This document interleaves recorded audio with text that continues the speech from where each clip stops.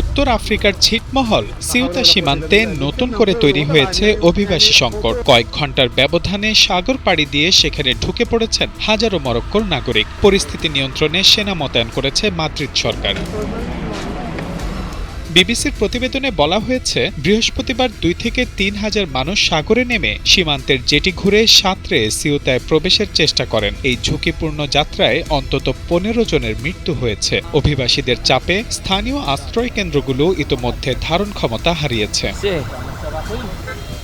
স্পেনের অভিযোগ, এই ঢলের নেপথ্যে রয়েছে দেশটির সুপ্রিম কোর্টের সাম্প্রতিক একটি রায়। ওই রায়ে বলা হয়েছে, সিউতা বা মেলিয়ার উপকূলে আটক অভিবাসীদের তাৎক্ষণিকভাবে মরক্কোয় ফেরত পাঠানো যাবে না। মাদ্রিদের দাবি, এই সুযোগকে কাজে লাগিয়েই মানব পাচারকারী চক্র হাজারো মানুষকে ইউরোপে ঢোকার জন্য উৎসাহিত করেছে।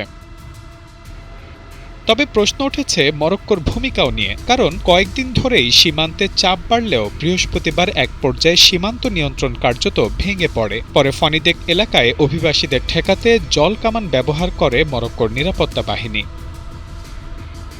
পরিস্থিতি সামাল দিতে সিভিল গার্ডের পাশাপাশি সেনাবাহিনী মোতায়েনের ঘোষণা দিয়েছে স্পেনের স্বরাষ্ট্র মন্ত্রণালয়। স্থানীয় প্রশাসনের অভিযোগ, কেন্দ্রীয় সরকার দেরিতে পদক্ষেপ নিয়েছে। সংকট পর্যালোচনায় শুক্রবার সিউতা সফরে যাচ্ছেন প্রধানমন্ত্রী পেদ্রো সানচেজ। এদিকে এই ঘটনা ইউরোপীয় রাজনীতিতেও নতুন বিতর্ক তৈরি করেছে। ইতালির প্রধানমন্ত্রী জর্জিয়া মেলোনি সেনজেন উন্মুক্ত সীমান্ত ব্যবস্থা সাময়িক স্থগিতের কথা বিবেচনার ইঙ্গিত দিয়েছেন। তবে স্পেন এই মন্তব্যকে রাজনৈতিক উদ্দেশ্য প্রণোদিত বলে প্রত্যাখ্যান করেছে।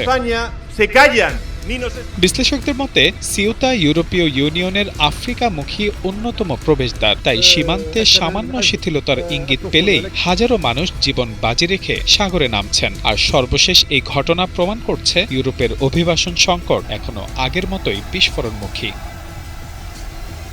Mahmudul Hasan, Times today.